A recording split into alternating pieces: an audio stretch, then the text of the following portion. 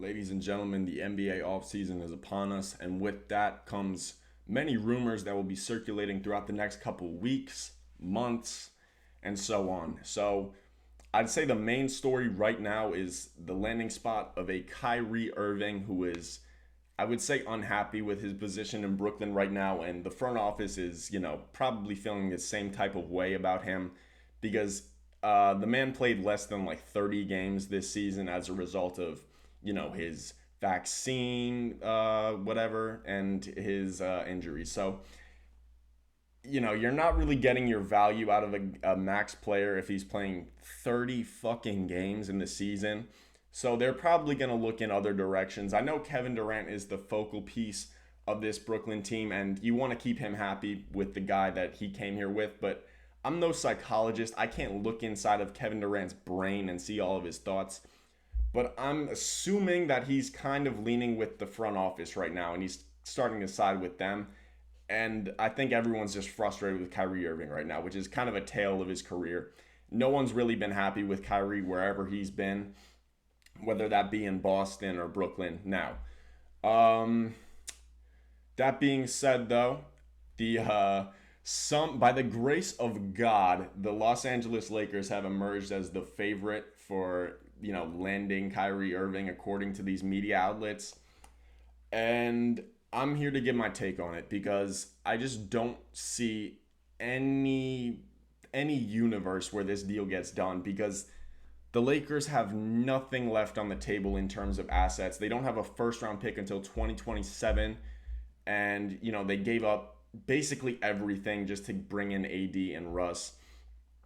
And last season they were on the outside looking in the playoffs. So obviously something has to be done, but I don't know if they're going to be able to pull this off because, like I said, you really to bring in a player of the status of Kyrie Irving, you can't just give up Russ and a 2027 first round pick and expect that to bring him in. It's just not going to happen. And even if this deal does get done, if they don't have to give up AD or LeBron somehow to bring in Kyrie, um, I don't know if this team is going to be able to be stable enough to finish in the top two or top three of the Western Conference. Just because Kyrie and AD are probably going to play a combined maybe 60 games together.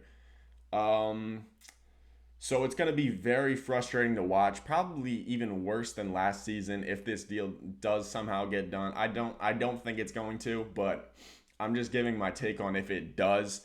And I think the little cherry on top of this would be having Kyrie, LeBron, and AD on a team with a new head coach, a green, brand new, out of the box head coach in Darvin Ham.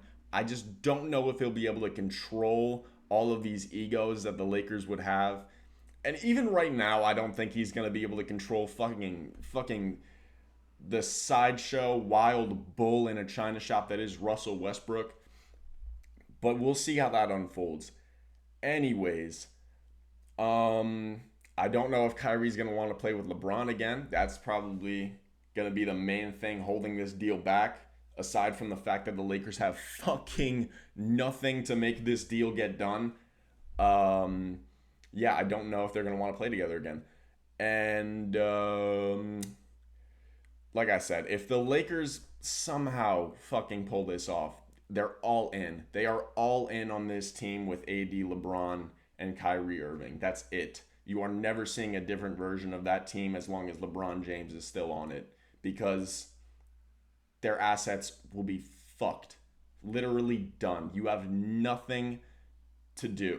You have no moves that you can make if this deal is done because we're out of first rounders. We will more than likely get Russ out of here. And what do you have after that? You know what I'm saying? So hopefully this shit can get done. Your boy would probably be jumping up and down. I would have the craziest reaction, even though you're in the past. Your boy has spoken down on Kyrie all the fucking time, but I think it's just different once you get him on your team. I for one have never talked down on Kyrie as a basketball player, but I just think the shit that he does off the court is so dumb and just unnecessary that it would probably frustrate the hell out of me.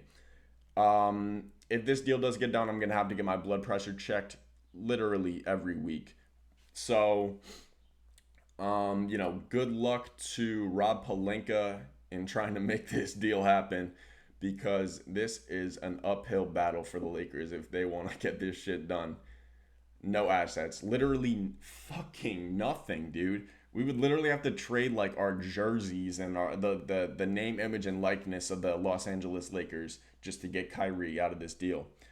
But anyways, would the team improve if we had Kyrie? Hell fucking yes. I hate Russell Westbrook, but I don't know. I'm on the fence about if the Lakers should actually like really fucking hunt Kyrie like desperately because I want this team to still be like competent after LeBron James leaves in 2 or 3 years, and they're really not putting themselves in a good position for that whatsoever. So yeah, it should be really interesting to see what happens if this team is another disaster. All right, guys, I think I spoke my piece on this. I appreciate you guys for watching this all the way through. Hopefully we can get some more news on this as the off season goes on. And I will keep updating you guys with more off-season news because I am a fucking loser who likes talking to a camera. All right, see you guys.